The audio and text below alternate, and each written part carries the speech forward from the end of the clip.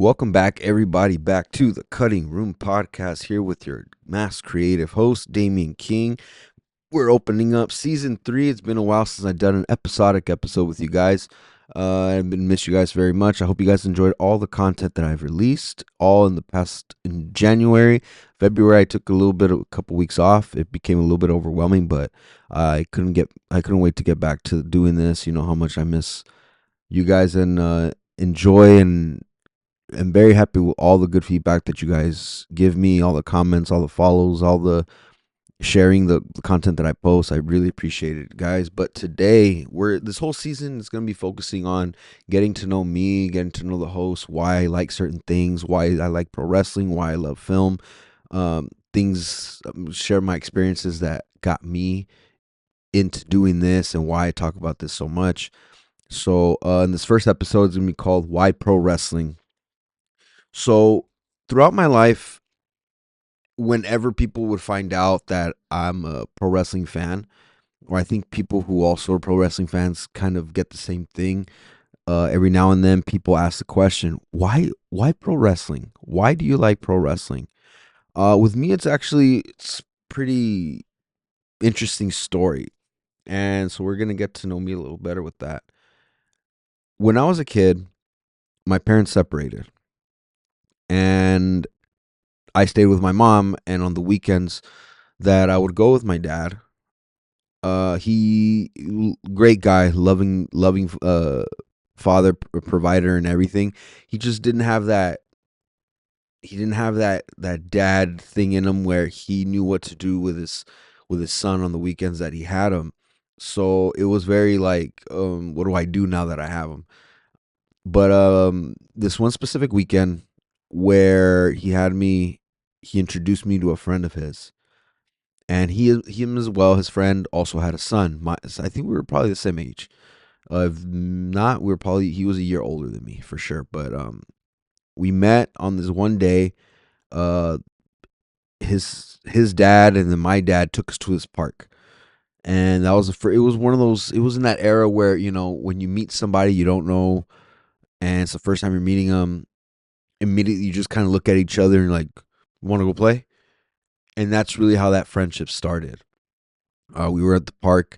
We played all afternoon, um, asking those questions. Hey, do you like this? Or you heard of this and that? Like it was a very that friendship was the first genuine friendship that I had with people that didn't go to my school, who I didn't spend every single day with. Like I have my best friends who to this day I keep a very close circle, but to this day I think that friendship was the one that was very special to me because he that friendship provided solace, I guess, and it provided uh, like away from school and the people I would see every day. It was one of those friendships that really made me forget that my parents are separated, if that makes sense. So that first time we met, we hit it off. Then I'll never forget it. It started becoming a very constant thing. I was going over to his house more on the weekends, and then it turned into like sleepovers. It was in that era when sleepovers were okay with with your guy friends and everything. It was just cool. Now it's a little. I feel like it's now like it's a very sensitive subject, but it was in that era where it was a cool thing. Like, mom, can he spend the night? Can I spend the night? Like, you had to convince your parents you ask them because if you ask them, they'll say yes. And it was that type of friendship, and I'll never forget it. It was on a Sunday. I probably spent the night there Saturday, and then it was Sunday already, and we played. We his dad would take us everywhere also as well. And I'll never forget the specific Sunday. It had to have been springtime. It was springtime because the hour change and everything, the way the sun was, still up and later in the day. I'll never forget it. He told his dad, "Dad, can you put on Sunday Night Heat?" And I'm like, "Oh, what? We're gonna stop playing to watch this." And we kind of go with the flow. And Wait, you don't know what Sunday Night Heat is? I'm like, no, I don't. And oh, you gotta watch this. I'll never forget them putting on the television to the channel, and there's a ring, and I had never been exposed to pro wrestling prior to this. And there's a ring, and then out comes this pimp with women following him, and then after him, he does a promo, and then after him comes this vampire that emerges from the fire and comes out with a goblet of blood and spits it out. And turns out my very first match that I'm experiencing was The Godfather versus Gangrel. I know they had a couple matches in their rivalries, but that was really my first exposure to pro wrestling on a Sunday Night Heat episode. So he's explaining to me who these characters are, who these people, these gimmicks. He's like, this is the Godfather. He's a pimp, and he has his hose, and then that's Gangrel, and he's a vampire, and then he spits blood, and you could see the teeth in Gangrel. Like I really believed that I'm watching a vampire, and that was my first exposure, and I was hooked. I was hooked, and then I guess in my household I wasn't allowed to watch it at that time, but every time I would go over to his house, um, it'd be Sunday Night Heat, and then that turned into um going to his house once a month for sure, because then I find out that these pay-per-views, I didn't even know what pay-per-view was. I didn't even have cable at the time. So I would have to go. I was that kid that like didn't have like some luxuries. We weren't poor, but we struggled to be good. But cable wasn't just a thing that we like had right off the back. It was what, the late 90s. So I would go to his house, and that was the times that I would watch it. So it turned from Sunday Night Heat, and then sure enough, he's explaining to me these pay-per-views. I want to say the first pay-per-view I saw had to have been Survivor Series 1999 or Survivor Series 2000. I'll never forget. It was, I believe, Survivor Series 2000, because it was the night Kurt Angle debuted. That was my first pay-per-view. I remember the set design specifically, and Kurt Angle was making his debut, and what a first pay-per-view to experience. Kurt Angle. Now this Olympic gold, here we go from pimps, and then we go to Dracula, and now we have this Olympic gold medalist talking about how he's the greatest wrestler ever, and we should love him because he won a gold medal for the United States. And I'm like, who are these guys? Like, these guys were bigger than life superstars, and they felt so real, and they were real to me, to kids. And then that was my first pay per view, and I'll never forget it, because it it was, how can I explain this? I didn't. I wanted to play. When your kid, as a kid, when your parents separate, you look for a place to go. You look for friendship. You look for something, a distraction, kind of get your mind off of the fact that your parents are not together. And that's what that friendship was with that friend. And I'll always love him to this day, because in those hours that we watched pro wrestling, I completely forgot that, you know, what goes on at home is happening. And it wasn't even a bad situation. My parents got along, but it was pro wrestling that really distracted me from all that, and that friendship that I had with that friend. And then it goes from watching a Sunday Night Heat match with the Godfather and Gangrel, and then we go into watching Survivor Series. And then his dad really liked wrestling as well. I'm assuming he's the one that got him into it. But his dad would like go all out, order the pizza, you know, cook food for us, made us feel like we were. It was in that era of, it's in that part of your childhood where you want to feel grown up, but you're not. So like us watching those pay-per-views, watching these wrestling matches, um, we were like drinking our sodas, pretending like we're cracking a couple beers together, enjoying the big game, and that's what it felt like when we're watching pro wrestling. That's why I have a huge admiration for people who hold watch parties, because it takes me back to those days of going over to my friend's house and him introducing me to pro wrestling, explaining to me who these characters are, and he found a certain way to do it where I would understand, because right from the back I'm like, yeah, I don't believe this, but you somehow take logic away and all sense of reality, and you just kind of get lost in this world with these bigger than life superstars. So that was my first match, my first pay-per-views. But then when I really started getting into pro wrestling, I started finding out the backstories and the histories. Was that when one of the times that I went over to his house, his dad, there was the VHS display in the living room, and obviously the adult movies and then my friends' movies, but then there's a specific section where his dad had pay-per-view VHSs. And I'll never forget, I pulled out this, we're very curious. We're like, ooh, what's this movie? And I pulled out that VHS and I looked at it, and on the cover, it's four different superstars. It was Hulk Hogan, Sid Vicious, Ric Flair, and Macho Man Randy Savage. It was WrestleMania 8. That was my very first uh like first VHS of my first WrestleMania, watching it in its entirety. And what a great WrestleMania, because if you really think about it, even though those two matches were the dual main events, there's so many good things on that pay-per-view. You have to talk about, I you put on the VHS, and the way I saw that VHS was that he gave it to me. He lent it to me. He basically gave me, here's your homework. Go home, take it for the week, watch it, and come back.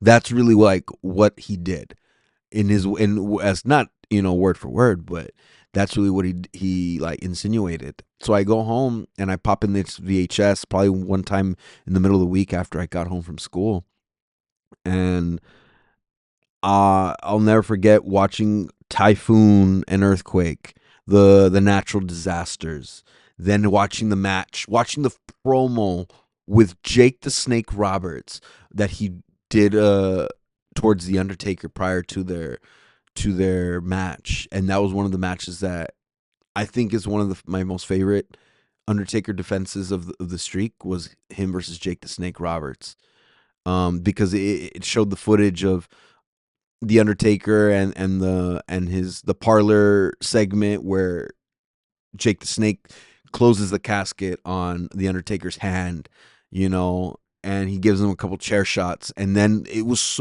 Jake the Snake Roberts had such a way of dropping a promo. I love that promo. There's two favorite promos of mine of Jake the Snake. The most iconic has to be the one where he does it to the $1 Million Man Ted DiBiase, and then my favorite, all time favorite, has to be the one he did on Undertaker at WrestleMania 8. Um, and I think he talked about the president at the time of WWF, Jack Tunney. He says that he was banning him from bringing out Damian, the Snake, to that match. I'll never forget it. His voice was so soothing. Boom, and when he dropped the DDT as well on the Undertaker in the parlor footage that was shown.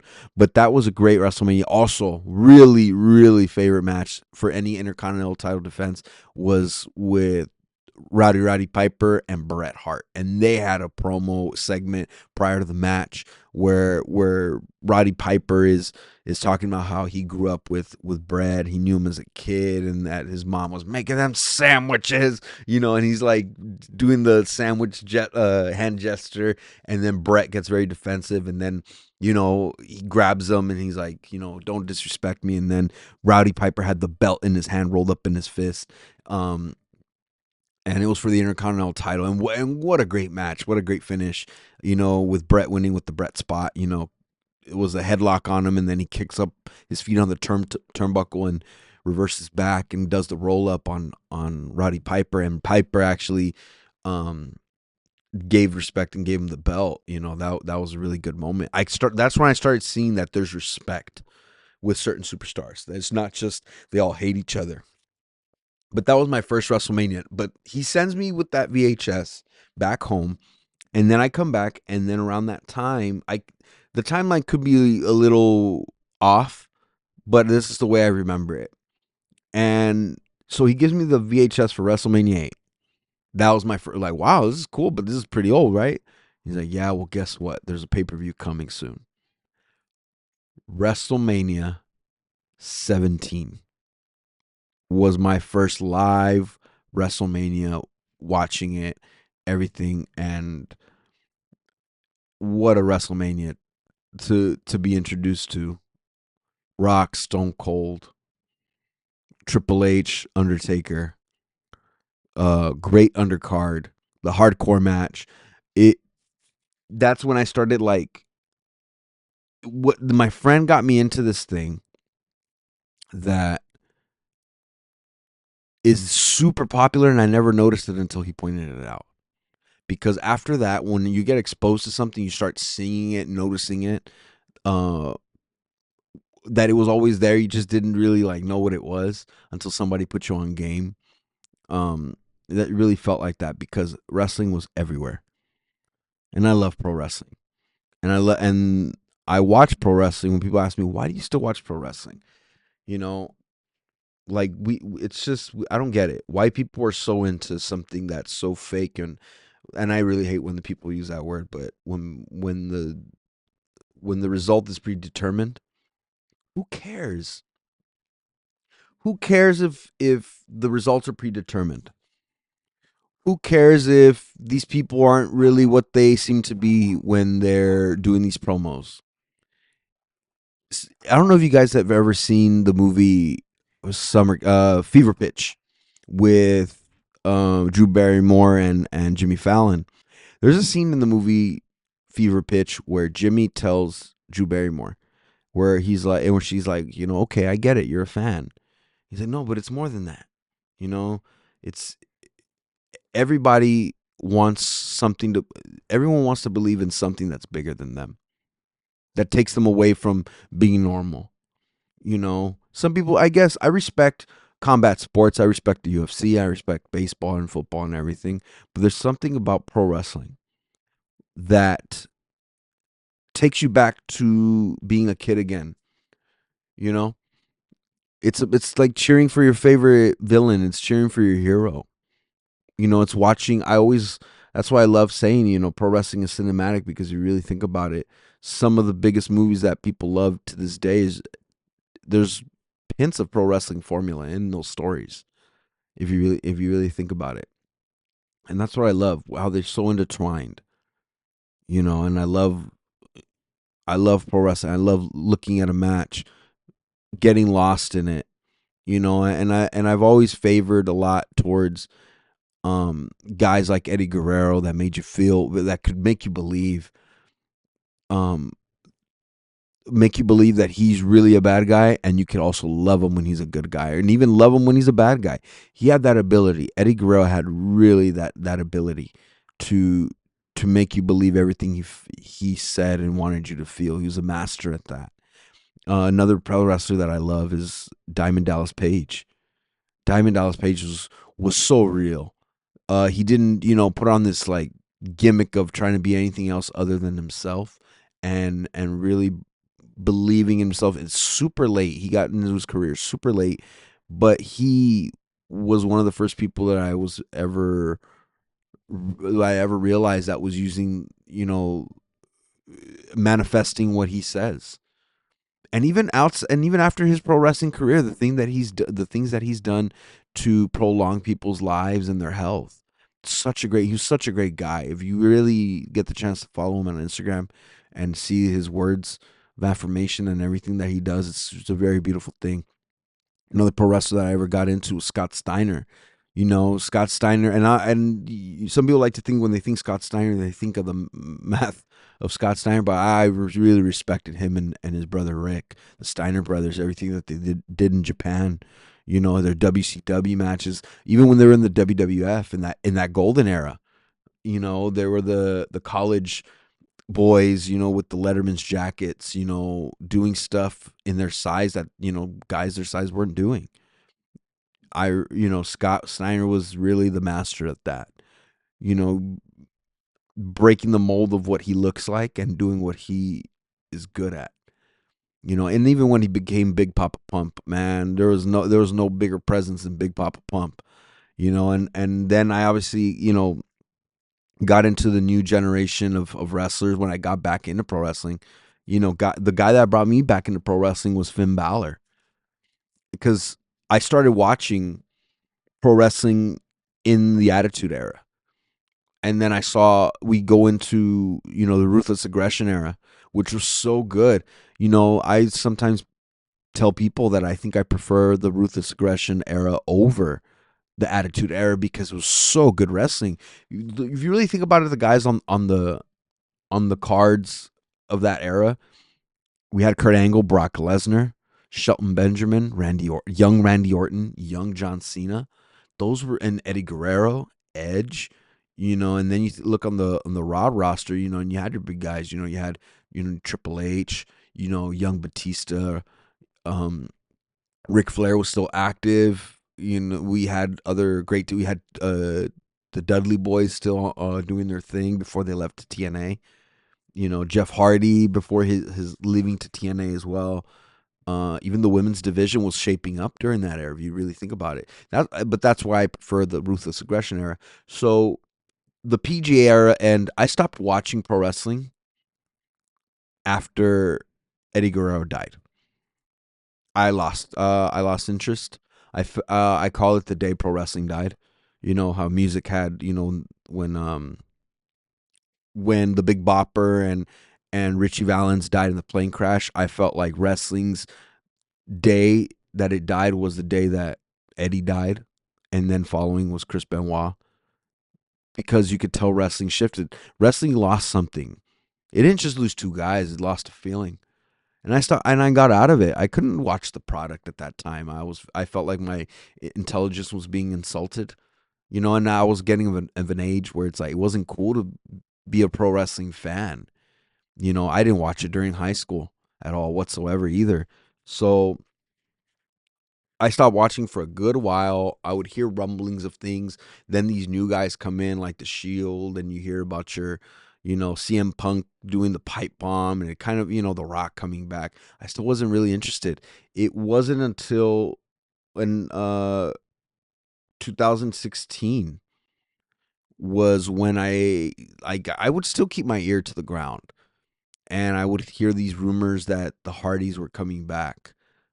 And that was, I think I tuned into WrestleMania. What was it? WrestleMania 34, 33. The one that happened in Orlando, the roller coaster one, was the one I tuned into. And sure enough, the Hardys came back during that ladder match. And I tuned in the next Raw. It was really because of the Hardys that got me back into pro wrestling, because I'm like, if they're coming back, I would love to see that moment, just to see the moment. Hey, I haven't seen a WrestleMania in a while. Let me check it out. Tuned into the next night of Raw, and then out comes this guy who had, I guess, came back from an injury. I've never heard of him prior. And then comes out this guy with this music, with his leather jacket, and then is controlling the crowd with his hands. If Finn Balor's entrance at that time was so good, it's when it was at dun dun dun dun, and the lights turn off and everything, and he turns them back on. It wasn't anything like the Undertaker was doing, but I was like, who the hell is that guy? And then I saw him defeat Roman. He got a pin over Roman Reigns after that, which I'm like, okay. I started doing my research, and I come across this YouTube channel called Well Cultured Wrestling, and then had all these videos about the history of the Bullet Club and everything. And I started watching these videos and schooling myself, educating myself on who these guys were. And sure enough, turns out Finn Balor was the original leader of the Bullet Club. Because I did also notice the T-shirts around everywhere. You'd see them at Disneyland, you'd see them at the mall and everything. And I really credit Finn Balor for getting me back into pro wrestling. If it wasn't for him, this channel wouldn't exist right now. I wouldn't be watching it as much as I do, and being exposed to a whole different world in Japan, you know, and it started feeling, even though the product in WWE at the time was still bad, then you hear the rumblings of AEW starting up and all these guys coming to the United States, and that's me getting exposed to Kenny Omega was another thing, because when you've loved something for so long, it does get stale a little bit. So it's kind of like being in a relationship.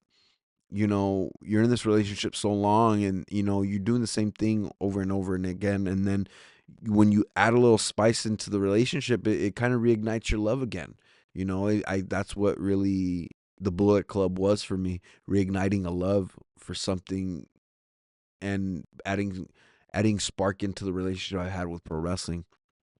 And it all stems from this friendship that I had with my friend, and I will always love him for that, for distracting me in a time that I needed a distraction, and for Finn Balor for reigniting my love for pro wrestling, and everything that it reminds me of.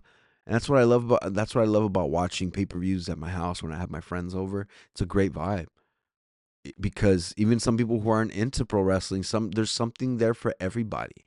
And that's what I tell people who are diehard like UFC fans. I think they're the one people, or the groups of people that I feel will never get pro wrestling, and I hope it changes. But I have a friend as well that he's diehard UFC, didn't watch any pro wrestling. He just knows certain people, but he tells me, I, I I don't get it, and I'm like, I don't think it's something for you to understand and get. You're not supposed to think too hard on it. Just get lost in it. That's the whole point. I mean, yeah, I understand the combat sport. People like McGregor, all those guys like that were pro wrestling inspired. His Vince McMahon walk, the billionaire walk, comes from Vince, that Conor McGregor does. Some of these UFC fighters come out to pro wrestling themes. Pro wrestling inspires a lot of people.